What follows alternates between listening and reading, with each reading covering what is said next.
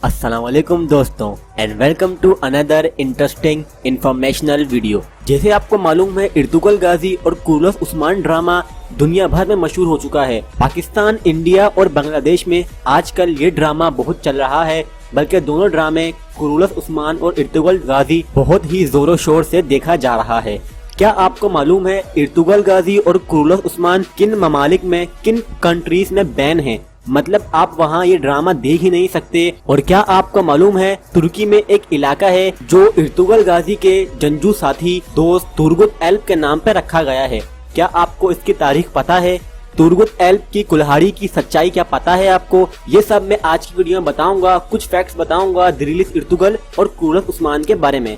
तो हम चलते हैं अपने फैक्ट की तरफ और अपनी वीडियो का बाकायदा आगाज करते हैं। फैक्ट नंबर 1, क्या आपको मालूम है दिरिलिस इर्तुगल ड्रामे की शूटिंग कहाँ पे हुई थी? इस ड्रामे की शूटिंग इस्तांबुल के एक इलाके रिवा, जो एक बहुत ही खूबसूरत इलाका है, इस इलाके में इस ड्रामे की शूटिंग हुई थी। इसके अलावा भी बहुत से ऐसे इलाके थे और शहर थे जहां दिरिलिस इर्तुगल की शूटिंग हुई है, लेकिन जो सबसे अच्छा इलाका जो इनको मिला था और जहां सबसे ज्यादा शूटिंग हुई है वो रिवा ही था। फैक्ट नंबर 2, इर्तुगल गाजी में आपने देखा होगा एक सल्जूक सुल्तान थे जिनका नाम सुल्तान अलाउद्दीन था।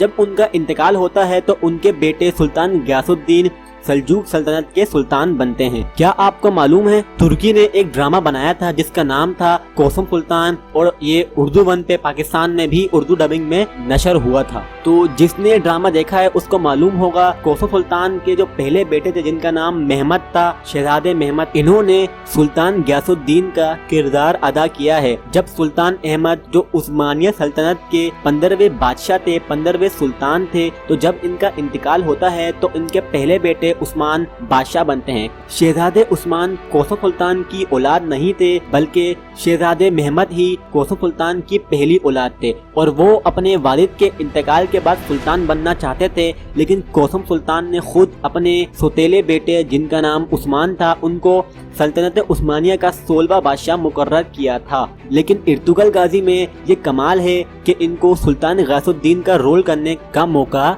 मिला है। फैक्ट नंबर 3, क्या आपको मालूम है इर्तुगल गाजी ड्रामा बनने से पहले इर्तुगल गाजी की पूरी कास्ट को हॉर्स राइडिंग, तलवारबाजी, लड़ने की टेक्निक्स पूरे 6 महीने के लिए सिखाई गई थी। मतलब इस ड्रामे से पहले 6 महीने इन्होंने सिर्फ ये सब सीखा है, उसके बाद इस ड्रामे की शूटिंग शुरू हुई है। फैक्ट नंबर 4, जैसे आपको मालूम होगा कुरुलस उस्मान में सोफिया नामी एक विलन थी जो हमेशा उस्मान गाजी और इनके साथियों के खिलाफ साजिशें करती रहती थी। मतलब इसका रोल एक नेगेटिव रोल था। क्या आपको मालूम है इसने एक पॉजिटिव रोल भी अदा किया है? मतलब जो ये अदाकारा हैं इन्होंने एक अच्छा रोल भी अदा किया है।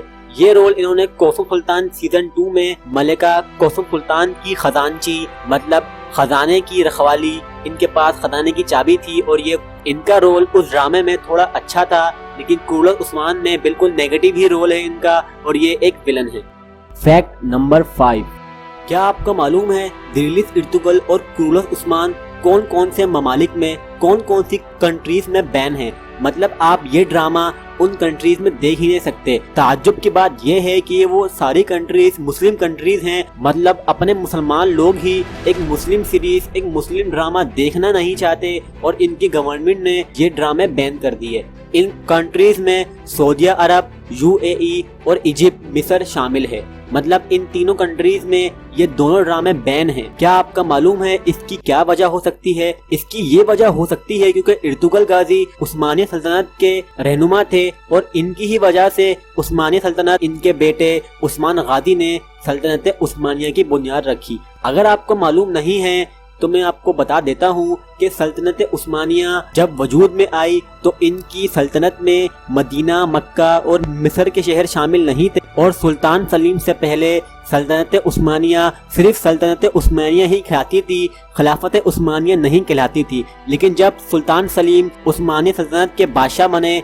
तो इन्होंने मिस्र पर हमला किया और मिस्र को फतह कर लिया। तो इस तरह जब ये आगे बढ़े तो ये मदीना मक्का भी पहुंच गए, और इन्होंने मदीना मक्का के जो गवर्नर थे ان سے بات چیت کر کے مدینہ اور مکہ کو بھی اپنی سلطنت میں شامل کر لیا۔ تو اس طرح یہ پہلے ایسے سلطان تھے عثمانیہ سلطنت کے جو خلیفہ کہلائے تھے۔ تو ان کے بعد جو بھی بادشاہ تخت نشین ہوتا تو وہ خلیفہ کہلاتا تھا۔ کچھ تاریخ دان کے مطابق سلطان سلیم نے مصر کے اندر بہت خون خرابہ کیا تھا، معصوم لوگوں کو مارا تھا، تو اسی لیے مصر کی جو آج کی گورنمنٹ ہے، آج کی عوام ہے، وہ یہ ڈرامہ دیکھنا نہیں چاہتی، تو اسی لیے گورنمنٹ نے اس پہ بین لگا دیا۔ تو اگر سعودی عرب کی اور یو اے ای کی بات کی جائے کہ سعودی عرب میں یہ ڈرامہ بین کیوں ہے، تو اس کی ایک وجہ تو یہ ہے کہ مدینہ مکہ پہ سلطنت عثمانیہ کی حکمرانی تھی، جن کو وہاں کے لوگ پسند نہیں کرتے تھے۔ جب سلطنت عثمانیہ کے آخری بادشاہ کو سازشوں میں پھنسایا گیا تو انہوں نے مدینہ مکہ کو السعود نامی شخص کے حوالے کر دیا، اور اس طرح انہوں نے سعودی عرب میں اپنی بادشاہت شروع کر دی، اور سلطنت عثمانیہ آہستہ آہستہ ختم ہو گئی۔ سلطنت عثمانیہ کو ختم کرنے میں سعودی عرب کا بہت بڑا ہاتھ ہے، اور یہ سلطنت عثمانیہ کو اور ان کے آباء و اجداد کو کبھی بھی اچھا نہیں سمجھتے۔ تو اسی لیے یہ ڈرامہ دریلس ارطغرل اور قلت عثمان سعودی عرب میں، یو اے ای میں اور ایجپٹ میں بین ہے، اور یہ کبھی بھی اپنی عوام کو ایسا ڈرامہ دکھانا نہیں چاہیں گے جن کے آباء و اجداد سلطنت عثمانیہ کے خلاف ہوں۔ فیکٹ نمبر 6، 1877 میں جب روس اور ترکی کے درمیان جنگ ہوئی تھی تو اس جنگ کے دوران بلغاریہ کے مسلمانوں نے ایک شہر بسایا تھا، اور اس شہر کا نام اس وقت کے سلطان کے مشورے سے ترگت ایلب رکھا گیا، کیونکہ ترگت ایلب ایک بہترین جنگجو تھے، اور اسی لیے اس شہر کا نام ترگت ایلب کے نام پہ رکھ دیا گیا۔ اس کے بعد 1986 میں اس علاقے کو ایک پورے شہر کا رتبہ دیا گیا، اور اس شہر میں کاشتکاری شروع کی گئی۔ یہ شہر آج بھی ترکی کے صوبے مانیسا میں واقع ہے، اور لوگ آج بھی اس شہر میں رہتے ہیں، اور اس شہر کا نام آج بھی ترگت ایلب ہے۔ فیکٹ نمبر 7، ترگت ایلب جب بھی اپنے دشمن کو مارتے تو تلوار سے نہیں، صرف کلہاڑے سے مارتے تھے، اور ہمیشہ اپنے ساتھ کلہاڑا رکھتے تھے۔ دریلس ارطغرل میں بھی ترگت ایلب کو کلہاڑے کے ساتھ ہی دکھایا ہے، لیکن ARY نیوز پہ جب وسیم بادامی نے چنگیز کوسکون کو ویڈیو کال کی تھی تو ویڈیو کال میں انہوں نے یہ بتایا تھا کہ جو میں کلہاڑا یوز کرتا ہوں دریلس ارطغرل میں، یہ میں اپنی مرضی سے کرتا ہوں، اصلی میں نورگل ترگت ایلب کے پاس تلوار ہی تھی، لیکن جبکہ تاریخ میں یہی لکھا ہوا ہے کہ ترگت ایلب کے پاس اصلی میں کلہاڑا ہی تھا، جبکہ چنگیز کوسکون یہ بتاتے ہیں کہ یہ جو کلہاڑا یوز کرتے تھے یہ اپنی مرضی سے یوز کرتے تھے، اور ریئل میں کلہاڑے کی کوئی بات ہے ہی نہیں۔ فیکٹ نمبر 8، جنہوں نے ترگت ایلب کا کردار ادا کیا ہے ان کا نام ہے چنگیز کوسکون۔ جیسے آپ کو معلوم ہے یہ دریلس ارطغرل میں ارطغرل غازی کے ساتھی تھے، اور انہوں نے ایک اچھا رول ادا کیا تھا۔ ترکی کی فلم انڈسٹری نے ایک فلم بنائی تھی جس کا نام تھا بیٹل آف امپائرز فتح۔ یہ فلم سلطان احمد کانکورر کے بارے میں ہے، اور انہوں نے کس طرح استنبول کا شہر جسے اس وقت قسطنطنیہ کہا جاتا تھا، کس طرح اس شہر کو فتح کیا تھا۔ تو اس فلم میں چنگیز کوسکون نے سلطان محمد کی فوج کے ساتھ نہیں بلکہ مخالف فوج جو بائزنٹائن ایمپائر کی تھی، اس فوج میں چنگیز کوسکون نے ایک کمانڈر کا کردار ادا کیا تھا۔ مطلب اس فلم میں یہ ایک ویلن تھے اور ہیرو نہیں تھے، لیکن دریلس ارطغرل میں ان کو ایک ہیرو کا کردار ملا تھا۔ تو اگر آپ یہ فلم ڈاؤن لوڈ کرنا چاہتے ہیں تو میں ایک لنک دے رہا ہوں ڈسکرپشن میں، آپ وہاں پہ جا کے یہ فلم اردو ڈب میں ڈاؤن لوڈ کر سکتے ہیں۔ یہ بہت ہی شاندار فلم ہے۔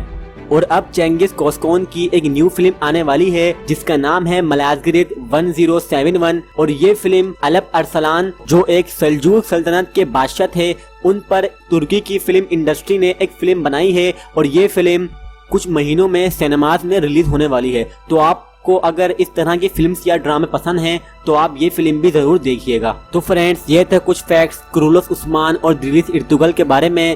تو آج کے لیے اتنا ہی، امید ہے کہ ویڈیو آپ کو اچھی لگی ہوگی۔ اس کے علاوہ ہم نے بہت ساری ویڈیوز بنائی ہوئی ہیں ترکش موویز کے بارے میں، بیٹل آف امپائر کے بارے میں۔ اس کے علاوہ ہم نے کچھ گیمز وغیرہ پہ ویڈیوز بنائی ہوئی ہیں، تو آپ وہ ویڈیوز بھی اگر آپ کو گیمز اچھے لگتے ہیں تو آپ دیکھ لیجئے گا۔ آج کے لیے اتنا ہی، اوکے، اللہ حافظ، ٹیک کیئر۔